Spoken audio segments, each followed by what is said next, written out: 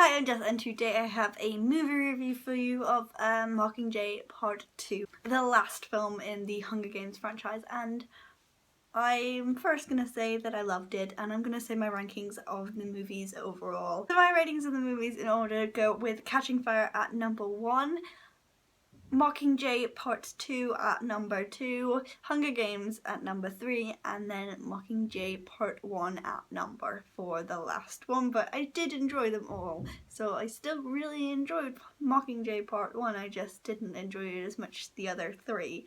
And I think Hunger Games and Mockingjay Part 1 might be on the same playing field, but the plot of Hunger Games is much better, so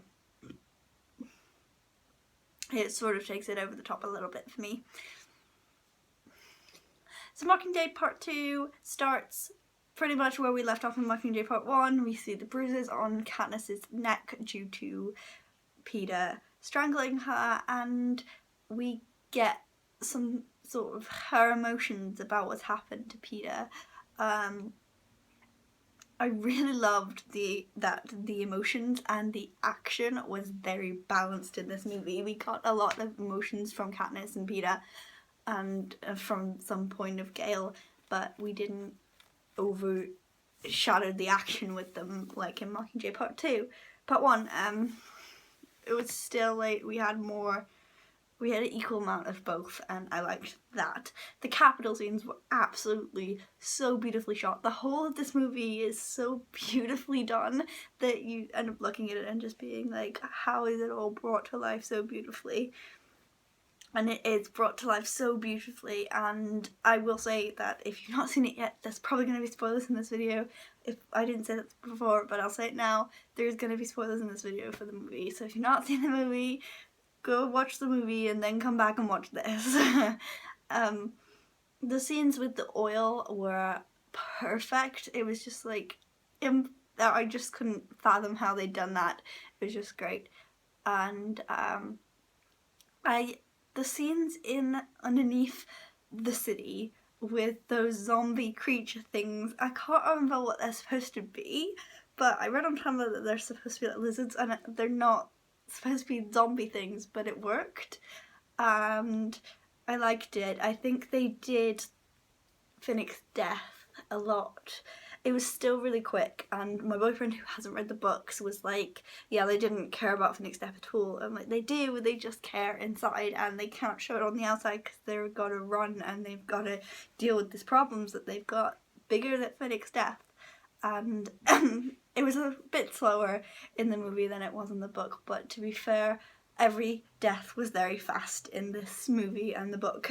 Prim's death was probably the fastest in the movie.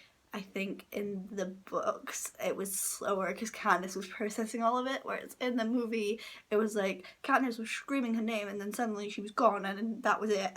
And yeah, it took me a while to process how quickly that happened because I knew it was coming and it was horrible, and yeah, I was a wreck in that cinema. I was so upset that they didn't keep in the Joanna and Katniss training scenes. I was so upset by it. I think it's the one thing I really think that the movie could have done and would have been way better.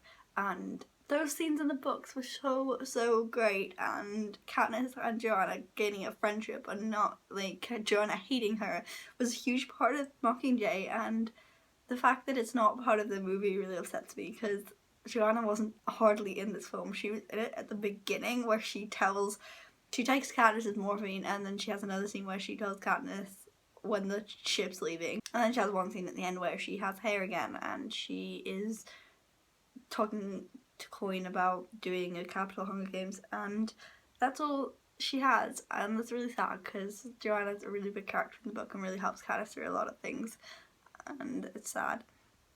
The epilogue was perfect. I cannot think of a better way to end the series, although I was laughing at how chubby Katniss and Peeta's baby was because it was very chubby, and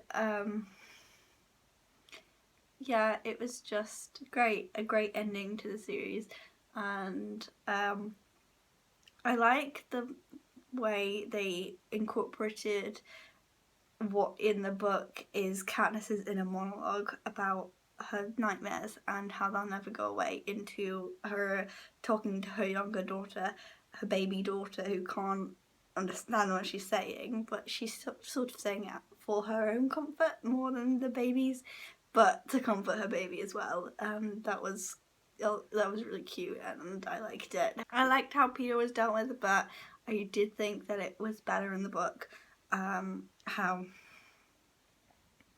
they dealt with Peter and how Katniss and Finnick both dealt with Peter and dealt with her own feelings about it.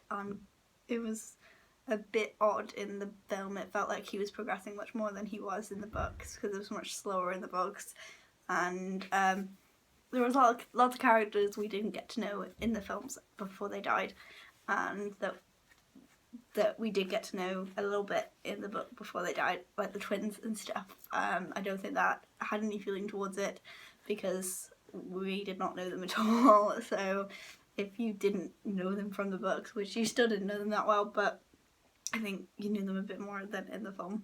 I felt like the ending was a bit confusing with Coin, and how Candace shot her, and how Snow died, because in the book Snow dies from choking on his own blood. They kept in the fact that he has this blood thing in his mouth, but they never explained it. When I asked my boyfriend, who's not read any of the books, what he thought that he would have had like cancer or something, or some illness, but it's not. It's about the poison that he gives people, and I thought that you could have got a real glimpse into his character if you'd included that. I mean, they included him poisoning that guy, but you just assumed that he put poison in his wine and not anybody else's wine. And it really detracted from Snow's evil character. Also, I feel like because the actor who plays Plutarch died in the filming of this, there were some bits that he obviously didn't get to film. Like the part where Plutarch tells her that she can leave, and Haymitch delivers that note to her in a letter and says the words that Plutarch would have said, and it was very evident that he was supposed to be in that scene and wasn't, at least to me. There was also some scenes where they'd put Plutarch in the background and stuff, in post, and I don't think it was noticeable really at all that they'd done that, so I think well done for them for getting that so right. But I think that's all I have to say about it. I'm really sad that the Hunger Games franchise is over, and yeah, I'm really sad about it, but this movie was a great ending to the series, and I'm really happy with the series, and I'll watch it over and over again. I might even make it a yearly tradition to watch them all in November, but I'll definitely watch them over and over again, all 4 of them, even though I don't really like Mockingjay Part 1 or The Hunger Games very much, but I will watch them again and again. So that was my review of Mockingjay Part 2. Comment down below your opinions on it and if you agree or disagree with anything that I said, and I will see you next time. Goodbye!